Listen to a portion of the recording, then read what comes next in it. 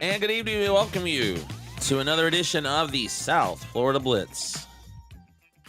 Marty Pallman along with Joshua Wilson of FloridaHSFootball.com. And we are to take a look at week 10 coming up. Take a look back at week 9 of high school football in South Florida, Josh. And boy, it is getting down literally to the nitty gritty. We've got 2 more weeks of the regular season, and we will have the announcement of the playoffs coming up a week from this Sunday. Yeah, absolutely. And Marty, I know we just did the playoff breakdown show, and of course we alluded to some things here that we'll be talking about here in the show tonight, and a lot going on, and really where a lot of it, a lot of the talk happens each and every year. Seems like that for like 20, 30 years at South Florida, and this is why we have the South Florida Blitz to talk about it all. That's right. And of course, as we start with every show, that music means breaking news. The Blitz Lines. Yes, absolutely. And welcome to everybody that's watching here across our social media platforms on Facebook, YouTube, and Twitter. Hit that subscribe button there on YouTube and click that notification bell so that way when we post new videos or go live, you can get that notification. So definitely appreciate everybody. As soon as we can do more, grow the YouTube channel, but also grow it across all the social media platforms here. And of course, kind of give everybody a heads up real quick here. We'll do South Florida Blitz this week, next week, and then once we get into the playoffs, we're going to transition to doing more playoff-centric show that will cover the entire state in terms of playoffs for the rest of the season. And then when we get back after New Year's, we will go back into having our regional shows with all the Blitz shows. So that's how we're going to work it here along the way. But that's how we work it. But in terms of the Blitz lines here, Norland edged out Columbus to win the GMAC championship. And I mean, they're undefeated. You know what? Norland, when we talked to Larry Bluestein a few weeks ago, Marty, he said that, that Norland was going to beat the Booker T. He was going to beat Miami Central. And sure enough, he was on the money. He caught a lot of flack for it. But you know what? At the end of the day, the results on the field prove themselves here. And then, of course, now they beat Columbus. So what's not to say that this year it's Norland's year right now, and it's all for Norland to lose at this point. Yeah, it seems to be. I mean, they have taken care of everyone in their area, everyone they have played. I mean, they're unbeaten, and they've had some big wins, as you mentioned, the Central win, and this win over Columbus, who's the defending state champ as well. But and of course, they beaten Lakeland in week 1, started it all for them this year. That's right. They beat Lakeland, who is also a defending state champion. But yeah, GMAC championship, always interesting to see what's going on there in Miami with that, and congratulations to Norland. The Vikings got it done, and they are rolling towards the postseason. No, absolutely. And of course, this is getting into Michael Parsons' territory. I'm sure he'll comment here somewhere at some point on this one. But Western bouncing back and defeats the Miramar in a slugfest, 14-6 to get their 5th win of the season. Of course, Western the week before that won the district championship. So Western just bolstered their schedule there by, in terms of the strength and playoff positioning by beating Miramar in a slugfest. Yeah, 14-6, and I think later we're going to talk about a game that was a basketball score. I saw a few of those in football last week. But, yeah, Western, man, their defense is getting it done. A team that right now is the 3 seed in Region 4. They're trying to get it done there, and they did against Miramar. So that is a big win for Western as they can try to move up the rankings as well as we head towards the playoffs. And meanwhile, down in Palm Beach County, Palm Beach Central, who we've been talking about a lot this year, unbeaten, not anymore.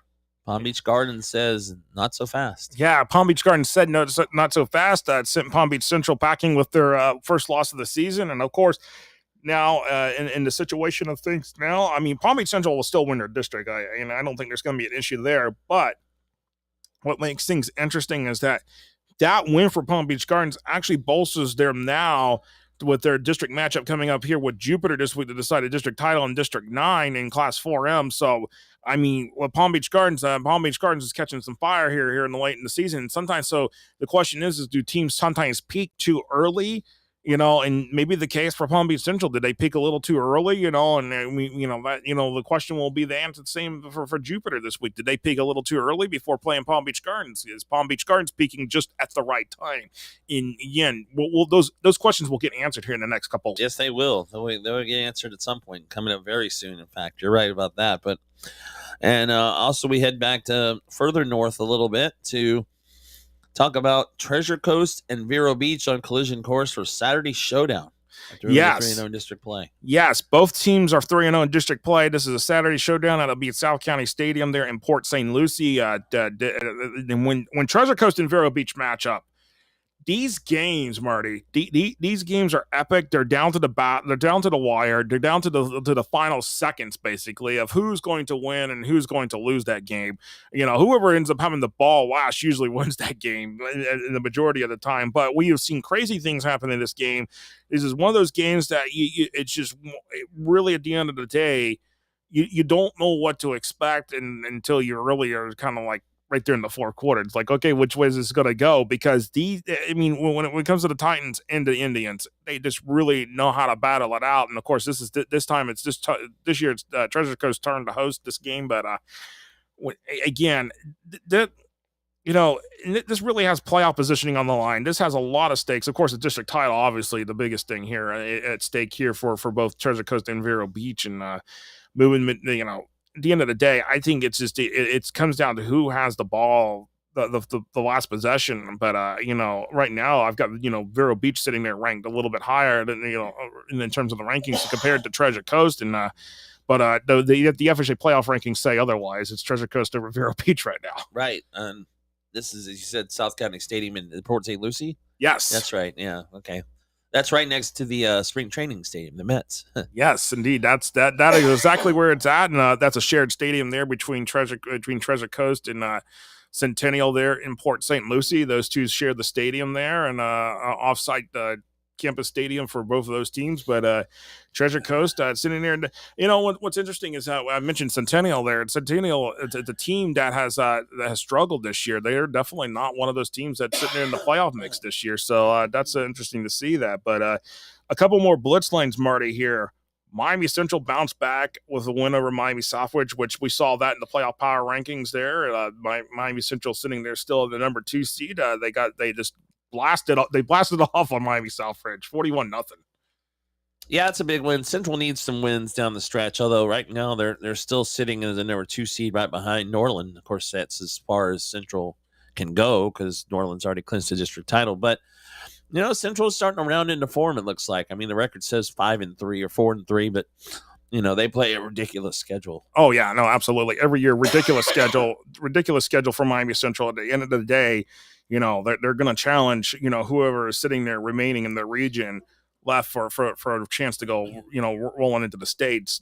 But Miami Norland is that biggest threat this year in terms of them defending their 2-win title. And then, of course, last but not least, Cardinal Newman edged Benjamin for a district championship in 1M District 5 there. And, it was a 17-14 game. We knew that was a potential battle. The forecasted line was not very, was very, small and everything. And, but sure enough, Cardinal Newman came right out edge right there on Benjamin. And we're going to talk about Benjamin later because they're one of our games that they're hosting Ed White this week. Really? Yes. Interesting. Yes, they are. Jacksonville versus Palm Beach. Yes. Yeah. Absolutely, indeed, and all that. So we definitely appreciate that. And of course, Marty, everything that we got lined up. We got a really great guest tonight here that we're going to, after we take our water break here, Dr. Kevin Perry, who is the athletic director of Hollywood Hills High School. Hollywood Hills, it's been 50 years since since the first team in Broward County won a state championship, and Hollywood Hills was that school to do that. And we're going to talk to him about that. He also coordinates the Broward versus USA Showcase, and we'll kind of reflect on what has happened with the teams that played in week 1 in those games, 7 teams from Broward County that played that. We're going to talk about that here in a moment here, Marty. Yeah, I'm literally taking a water break. My apologies. I'm battling this allergy stuff. So yes, and I've been trying to get through this. So here we go. But yeah, we'll do that when we come back after the water break or hydration break, whatever you want to call it. We will talk to Kevin Perry, Dr. Kevin Perry from Hollywood Hills High when we return. This is the South Florida Blitz for Joshua Wilson. I'm Marty Pallman. We'll return in a moment.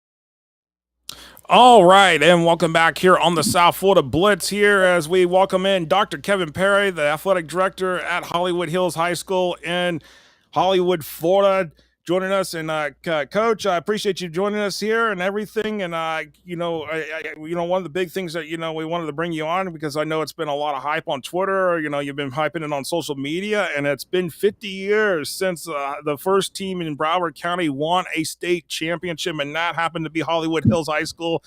And Coach, first, talk about, your role at Hollywood Hills, what you do. I know you've been a big proponent of, pushing your school and everything, and talk about that. And then how about how this came about to have the celebration that y'all are going to have on Saturday morning at 11 o'clock when you play South Broward. Thanks, Josh and Marty, for having me on. But as you can see behind me, I'm all about tradition. But when I first got to Hollywood Hills 8 years ago, the first thing I did was I started who's who to bring the tradition, because you never know where you're going if you didn't know. So I got to know some of the guys. 5 years ago, Hollywood Hills actually played its first home game in school history. Some of the guys back, so I got to know them. I've been in communication with them, and South, it's just the powerhouse of football, basically across the country. The showcase earlier, but we're one of the top area. A few California, Texas, Ohio, but Hollywood Hills was one of the first, and it's been 50 years, and nothing much has really been talked about. It took 13 years. Then I think Dillard was the next. And Broward County, the St. Thomas, American Heritage, Chaminade, Cardinal Gibbons. It started at Hollywood Hills. It's just right that 50 years ago they actually did this.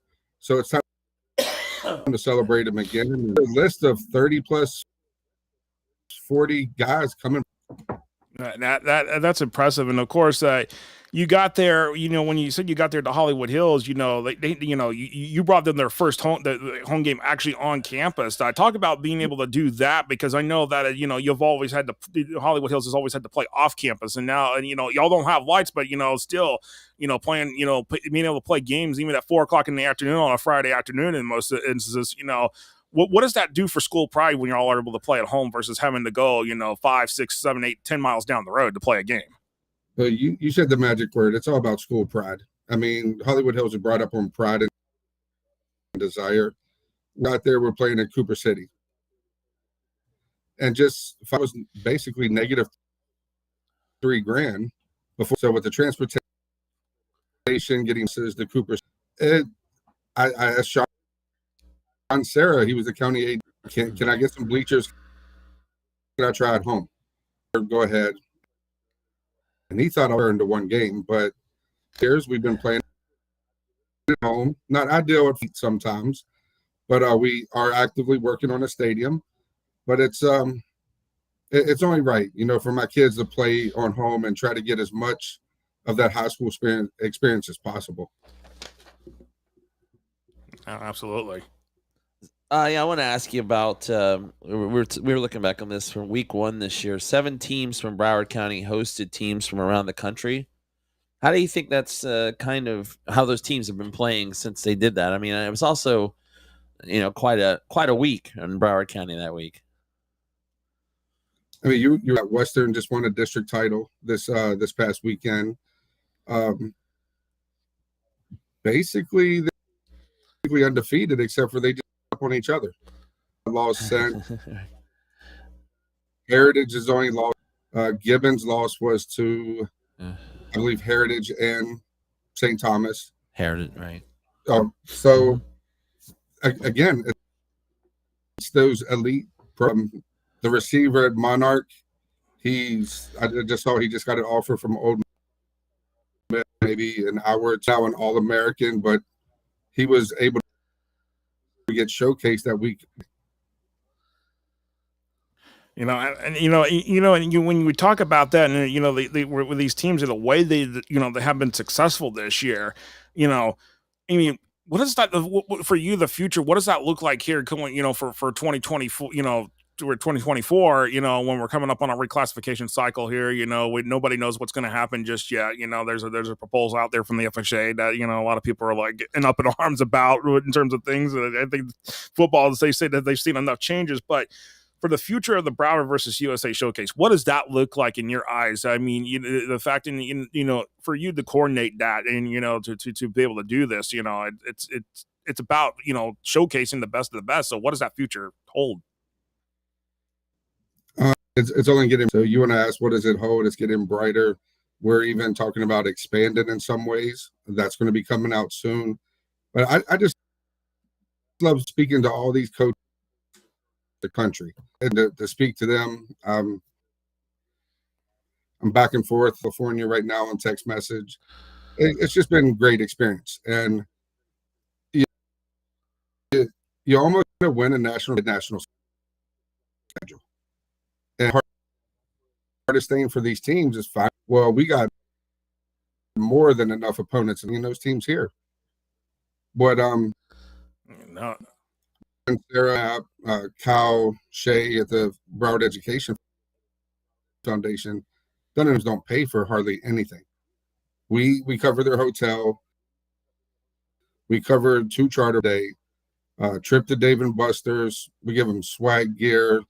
They basically just got to get here, and then everything else. Once the wheels hit the South Florida, it's on us. That's a bowl game. Yeah, that is right. That's the thing, and I'm hoping that this coming season that I will be able to make a trip down there. Want to make a trip down there? I know this. I believe this was year 2. I want to say was for y'all doing this. I want to say it was year 2. Correct me if I'm wrong on that one. This is year 2, and definitely when I be here for year 3. Oh man, that's the thing. But to transition back to your role at Hollywood Hillside, everything that you've talked about so far. I mean, the future sounds bright there in terms of what you're doing, what you're building a program there. Building a core athletic program. What is the the biggest? I guess maybe the biggest hurdle for you. So at this point now that trying to build what you want to do, what you want to mold your athletic program to be. The biggest thing I did was I brought a lot of former Spartans back. And like I said, that whole pride and desire really helps me out. In terms of hurdles, there's always going to be hurdles. I'm never going to make anybody happy because everything, and when you talk about change, some people all for it, some people not with it. But right now, like I said, I mean, we're working on stadium so Hollywood Hills could play at 7 o'clock. Just like everybody else in Broward, and just like letting those kids experience who high school is like. I mean, you go 30 minutes north, they're playing at 7 o'clock, 6:30, and 30 in Dade. Kids that enjoy the same things. No, absolutely. And Marty, you got anything else to ask Dr. Perry? I'm good, thanks.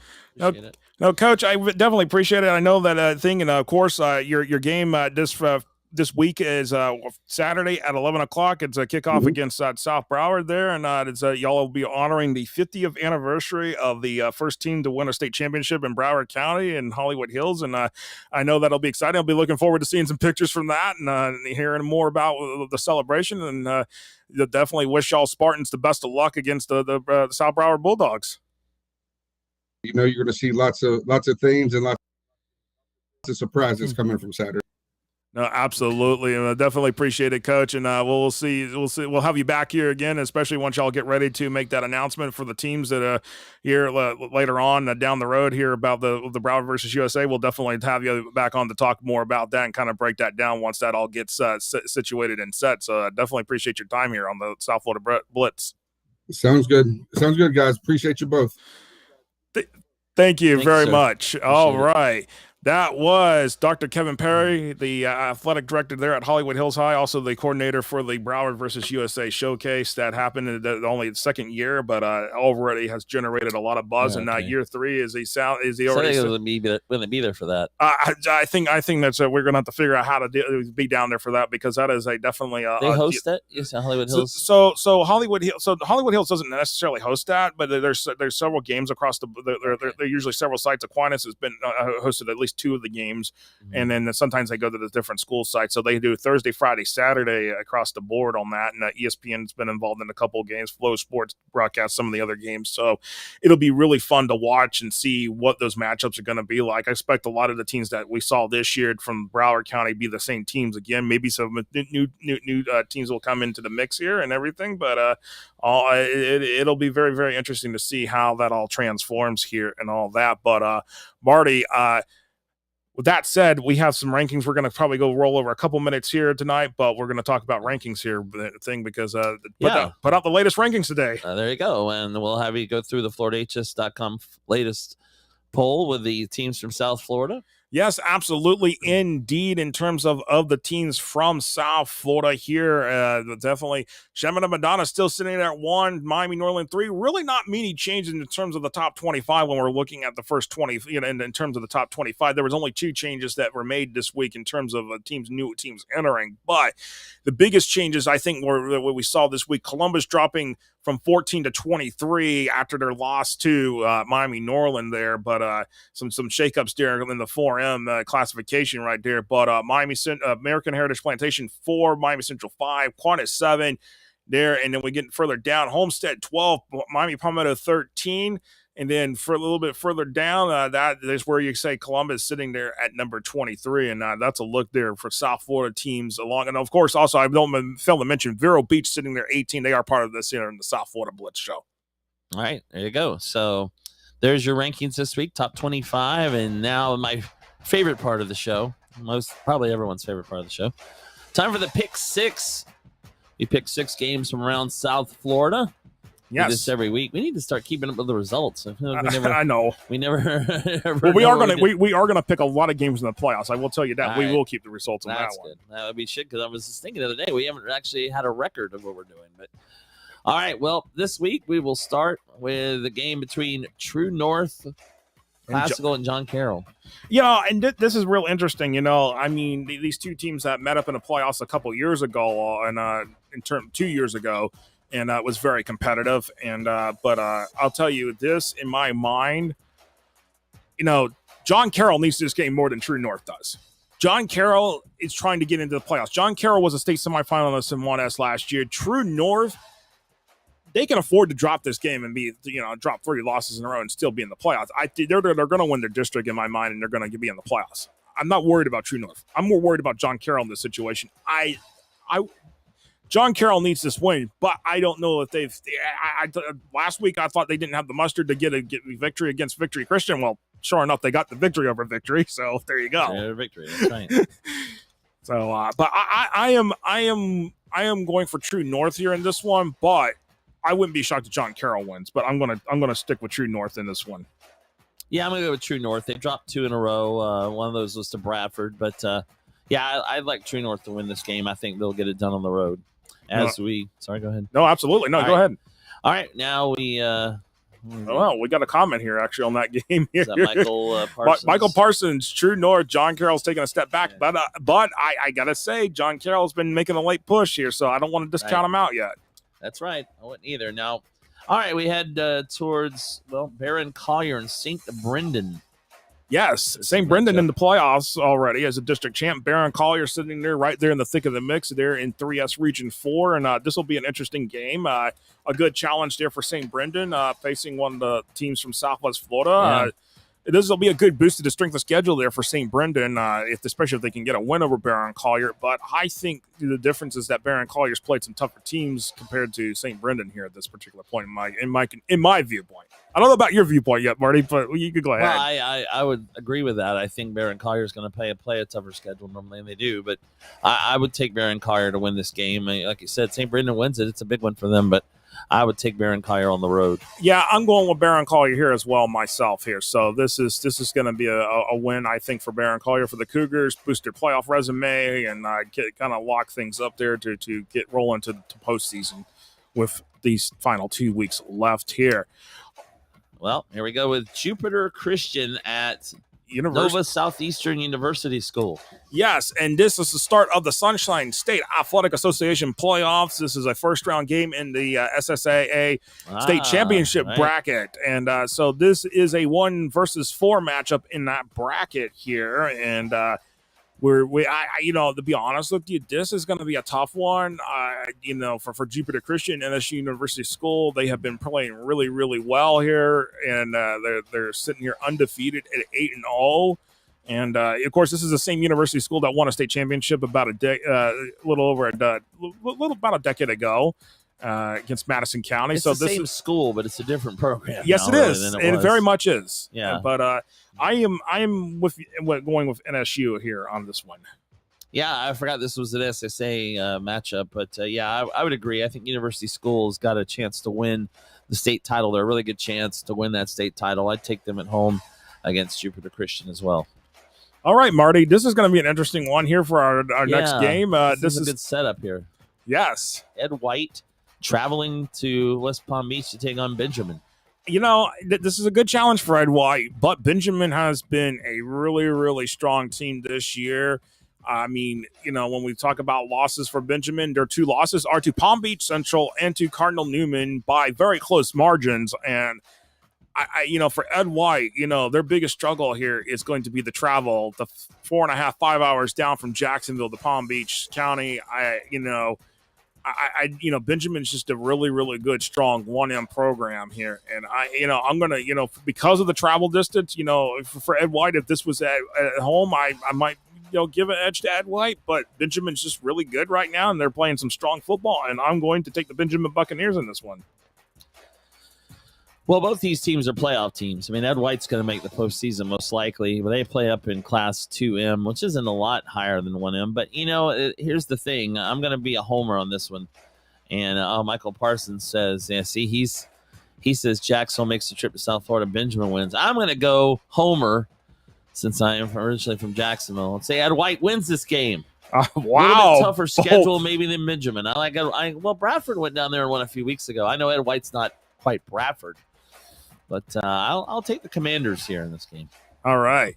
And Michael Parsons did chime in about University School playing good in their return. So he likes NSU in that game there in that third game that we had on our Pick 6. Now, this one I like a lot here coming up here in our next game here, Marty, and that is Jupiter at Palm Beach Gardens. Jupiter 7-1. Palm Beach Gardens got a big win against Palm Beach Central last week. So this is Warriors versus Gators. Woo. This is a tough one. Jupiter's a planet, so, I guess they have to win. But, no, you're right. The Gators coming off a big good win. One, Marty. Good one. The Gators coming off a big win over Palm Beach Central, keeping them from being undefeated. So, this is going to be a barn burner. I think you're right. Jupiter and Palm Beach Gardens. I'm going to take the Gators. I guess I got to go with the Gators when I pick. So, you know what? I'll take them at home. You know what? I'm leaning towards Palm Beach Gardens because their strength of schedule has definitely been much better, and right now they're sitting in that 4-5 matchup right there in 4M Region 3. And I'll be honest with you, it'll be very interesting to see here. But I'm going with Palm Beach Gardens here to hand Jupiter their second loss on the season. All right, and finally, this is a big one. We just talked about this game, Vero Beach. Well, before that, real quick here, Michael Parsons, he's taking PBG at home. He thinks he matchup. Yes. All right, so one more game to do, and this is the game we talked about a little bit earlier. Vero Beach at Treasure Coast. This game being played in Port St. Lucie. Treasure Coast hosting this time, and man, this is going to be a barn burner. Speaking of which, this could be a barn burner, but then this also can be a very tight ball game. This could be a very defensive battle here too. This could be one of those games where it's a 28-27 final, going to whoever has the final possession in this game. This is one of the things, or maybe we talked about overtime. Overtime could be a realistic possibility in this game because that's how these two teams roll. And if we look at the terms of the history of these two teams, you look back, these games have been very tight, very close. And honestly, I am one that I want to Part of me wants to lean part of me wants to lean Treasure Coast, but I have Vero Beach rated higher here, and I think, in terms of when it comes to the tough games that both teams have had to play this year, Vero Beach has been able to make it most of it, whereas Treasure Coast, when it comes to the tight games, especially with Cocoa and St. Thomas Aquinas, Treasure Coast has not showed up in a lot of ways. So and that's where I think, Vero Beach has showed up more when, one of their loss to this year, their only loss this year has been to Sanford Seminole. So it makes it tough here, but I am going with Vero Beach on the road at South County Stadium. Well, I think I was going to take Treasure Coast, but I think you just convinced me to take Vero Beach. Not after listening to what you talk about the schedule and everything and how Vero Beach has played better. So I think I will go with the Indians as well. I'll take Vero Beach to win this game on the road. So either way, it should be a good one. But all right. And Michael Parsons, Indians step it up close.